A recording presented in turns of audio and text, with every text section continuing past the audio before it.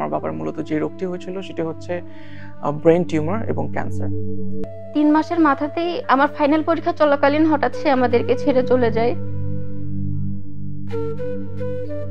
বাবা চলে যাওয়ার পরে আমি আবার কি অনেক বেশি কনফিউশনে ছিলাম যে আমি মনে হয় না আর পড়াশোনাটা কন্টিনিউ করতে পারবো। এটা আনএক্সপেক্টেড ছিল আমাদের জন্য যে এত বড় মরণব্যাধি রোগ আমার বাবার শরীরে বিরাজ করছে। প্রায় ২২ বছরের সুদীর্ঘ পথ চলায় ড্যাফোডিল ইন্টারন্যাশনাল ইউনিভার্সিটি চেষ্টা করেছে একটি উন্নত ও মানবিক সমাজ গঠনে দেশের তরুণ শিক্ষার্থীদের উচ্চশিক্ষা নিশ্চিত করতে। দেশে ও দেশের বাইরের নানান মঞ্চে আমাদের শিক্ষার্থীরা তাদের মেধা ও পরিশ্রম দিয়ে আমাদের জন্য বছরের পর বছর বয়ে নিয়ে এসেছে সম্মান। তবে এই সময়ে এই তরুণদের মধ্যে কেউ কেউ উচ্চশিক্ষার স্বপ্ন থেকে ঝরে পড়ে শুধুমাত্র আকস্মিকভাবে নিজেদের অভিভাবক হারিয়ে ফেলার মাধ্যমে। আমরা জানি বাবা মা কিংবা পরমাত্মীয় কারো অভাব পূরণ করা কখনোই আমাদের পক্ষে সম্ভব নয়। তবে আমাদের সন্তানতুল্য শিক্ষার্থীদের উচ্চশিক্ষা নিশ্চিতে একজন অভিভাবকের দায়িত্ব পালনের অংশ হিসেবে ড্যাফোডিল বিশ্ববিদ্যালয় শুরু করে স্টুডেন্ট অ্যান্ড গার্ডিয়ান ইন্স্যুরেন্স কার্যক্রম।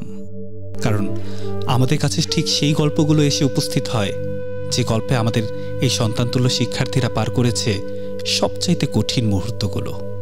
আমার বাবা গত 2024 সালে 31 জানুয়ারি মৃত্যুবরণ করেন। আমার বাবা ছিলেন বাংলাদেশ বিমান বাহিনীতে কর্মরত একজন অফিসার হিসেবে। তিনি রিটায়ারের পরে তিনি এই মরণব্যাধি ক্যান্সার আক্রান্ত হন। আমার বাবার মূলত যে রোগটি হয়েছিল সেটি হচ্ছে ব্রেন টিউমার এবং ক্যান্সার। ড্যাফোডিলে আমি যখন প্রথম ভর্তি হই 2022 সালে, তার কিছুদিন পরে হঠাৎ করে আমার বাবা অসুস্থ হয়ে যান। তখন আমরা তাকে ডক্টরের কাছে নিয়ে যাই।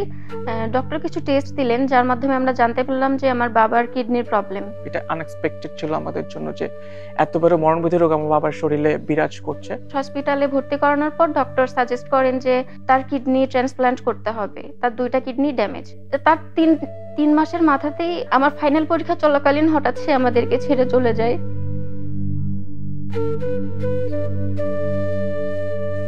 বাবা চলে যাওয়ার পরে আমি আবার কি অনেক বেশি কনফিউশনে ছিলাম যে আমি মনে হয় না আর পড়াশোনাটা কন্টিনিউ করতে পারবো। কারণ এখানে অনেক বিশাল একটা ফাইন্যান্সিয়াল সাপোর্টের দরকার ছিল। তো এটা নিয়ে আমি আমার আম্মুর সঙ্গেও কথা বলি। আম্মুও বলল যে আমি একা কিভাবে করব, আমার পক্ষে তো এতটা সম্ভব না। আমি যেহেতু আমার পরিবারের একমাত্র ছেলে সন্তান, তো বাবা মারা যাওয়ার পরে অনেক রেসপন্সিবিলিটি আমার উপর চলে আসে। এই জিনিসটা নিয়ে খুবই ডিপ্রেশন চলে যায় যে কিভাবে আমি এখন পরবর্তীতে কন্টিনিউ করবো আমার পড়াশোনা বা আদৌ পড়াশোনা কন্টিনিউ করতে পারবো কিনা। তো আমি আমার সিনিয়র আপুর সঙ্গে এইসব বিষয় নিয়ে কথা বললাম। তো আপু আমাকে বললেন যে আমাদের বিশ্ববিদ্যালয়ে তো ইন্স্যুরেন্স সিস্টেম আছে, তো তুমি সেখানে যোগাযোগ করতে পারো।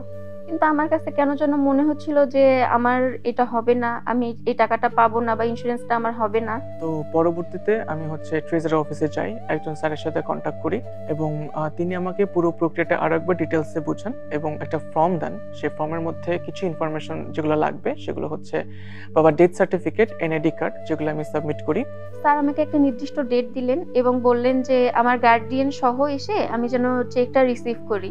এরপর আমি আমার আম্মুকে নিয়ে এখানে চেকটা রিসিভ করতে আসি এবং এসে দেখি যে শুধু আমি না, আমার মতো আরো অনেক স্টুডেন্ট তাদের গার্ডিয়ানকে নিয়ে এখানে এসেছে। যখন আমি চেকটি গ্রহণ করি আমি দেখতে পাই একটা বড় অ্যামাউন্টের টাকা আমাকে প্রদান করা হয়েছিল, যেটা আমার এক্সপেকটেশনস এর বাইরে ছিল। এবং তখন আই ফিল যে আমার আর পড়াশোনাতে কোনো বাধা নাই, আমি কন্টিনিউয়াসলি আমার পরবর্তী পড়াশোনাটা চালিয়ে যেতে পারবো। এখন পর্যন্ত 350 জনেরও বেশি শিক্ষার্থীর অভিভাবক হিসেবে পাশে দাঁড়িয়ে তাদের সুউজ্জ্বল ভবিষ্যৎ নিশ্চিত করতে পারাটা আমাদের জন্য সম্মানের। সেই সঙ্গে 30 জন শিক্ষার্থীর শিক্ষাকালীন সময়ের অকাল প্রয়াণে আমরা ব্যথিত এবং ইন্স্যুরেন্সের এই কার্যক্রমের মাধ্যমে নিজেদের প্রতিশ্রুতির জায়গায় ছিলাম অনড়। আমরা চাই আমাদের সন্তানদের সুন্দর ভবিষ্যৎ। তার জন্য ড্যাফোডিল ইন্টারন্যাশনাল ইউনিভার্সিটি শিক্ষার্থী ও অভিভাবকদের কাছে সবসময়ই দায়বদ্ধ।